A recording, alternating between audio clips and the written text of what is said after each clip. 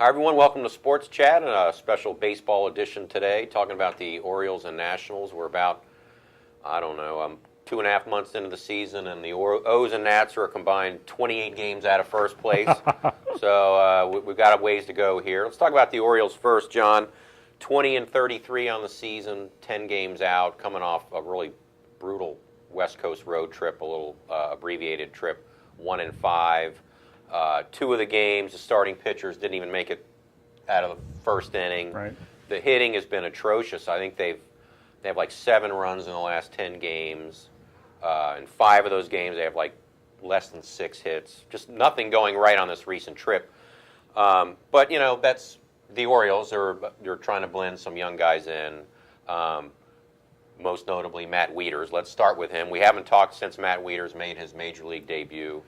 He's had about 28 at-bats, hitting a .142, no homers, no ribbies. He's clearly a bust. Is that right?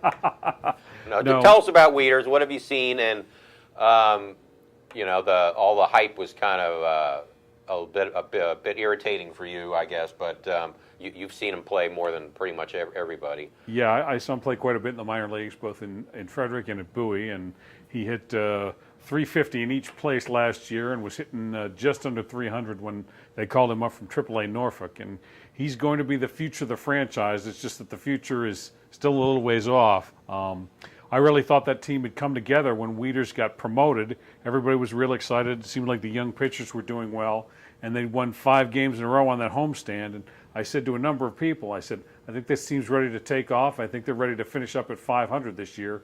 And they've since fallen apart, as you've noted. They went 1-5, I think, on the road trip, hit 196 during the course of that time. The starting pitchers lasted a combined 4 2/3 innings in those games, and they just don't look like the same team. Markakis hasn't hit. He's really the key guy for them, and he struggled as much as he had any time since he's been in the big leagues. Just .222 over his last 31 games. So things are not as close to maybe turning around as we thought they were. Well, let's get back to Wieters. I mean, you know, the numbers so far. I mean, it's a small sample size, and you know, the guy's going to be a star player, I think. But despite the numbers, I mean, doesn't seem like he's overmatched. Like eventually the kid's going to start to smack the ball around. He's hitting the ball. He doesn't look lost at the plate or whatever. And you know, there are a lot of things he has to learn about. You know, I'm sure the mental aspect of learning a new staff and calling pitches and doing all those sorts of things probably is not helping him flourish offensively. Well, now, how about Nolan Reimold? He's a few years older and maybe a bit more polished, and he's got 6 homers, hitting .280. He had a few defensive lapses last week, and I think Trombley sat him down a couple games in a row there, and we got back in the lineup, hit a 3-run homer after PA got hurt. He also looks, he looks comfortable. He doesn't seem to be swinging a lot of bad pitches. He looks like a guy who, maybe you think like a 25 home run type of guy. You think he's more than that? I certainly think that's possible. He hit 25 last year in Bowie and really came on the second half of the year, and then was hit about 400 at Norfolk when they called him up, and I kind of thought that his chance to be an impact player in the big leagues had come and gone because he's 25 years old, and he missed like a whole season with the strained oblique muscle in 2007, and I thought that was probably his best chance to sort of make an impact or whatever. But he had a great year at Bowie last year, great start this year. Because of the situation in left field, he got a chance. PA wasn't hitting or whatever, and he's taken off, and he's one of the few guys who's hit. He and Luke Scott are really the only ones who have hit the last couple of weeks. Well, what I'm curious about is down the road, because the Orioles' outfield is set for a long time. Roberts will be around. They're set at catcher. Do they have any? Who's going to play short and third, say 5 years from now? Who's going to be? Is that guy in the system, or is that someone they're going to have to go get?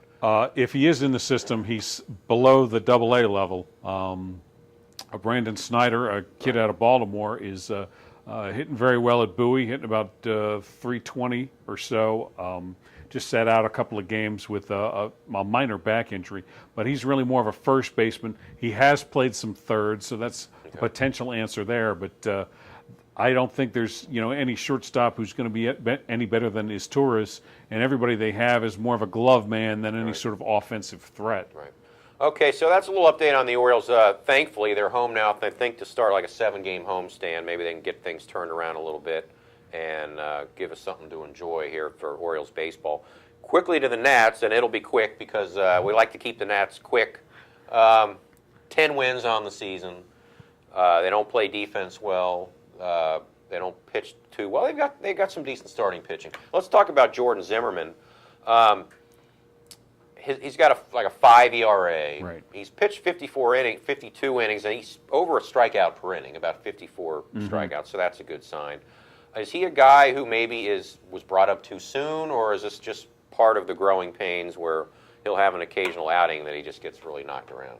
Well, I think that, in an ideal situation, he probably would have been, left in the minors a little bit longer, but they don't have that luxury. They've cut Daniel Cabrera loose now. Scott Olson got hurt, so that kind of opened up spots in the rotation for him and for Craig Stammen. Olson is going to do a couple rehab starts and then come back, so it'll be interesting to see whether, Stammen goes back down, whether Detweiler goes back down, or Zimmerman, or how exactly that's going to work, because they've got a decision to make about one of the young pitchers who's going to have to go down when Olson comes back. Well, we should point out though that by the next time we speak to you guys, the Nats could have a brand new star prospect on the way, Steven Strasburg from San Diego State. So all signs point to the Nats picking him. So it'll be exciting to watch him. Hell, he'll probably be in the majors. Could be the end of the season, don't you think? If they can get him signed. If you're really inspired, you could maybe go see him. I imagine he'll probably start out at Potomac or someplace like that. You might be able to see him at Frederick, or if they start him at Double-A, you might be able to see him at Bowie when Harrisburg comes in. Nats also have the 10th pick, I think, in the draft, so you might be able to get some more pitching help here in the next week or so. But how long it'll take to get them to the major leagues, we'll just have to wait and see. Okay, well, that's another baseball sports chat update on the O's and Nats, and we'll check back with you next week.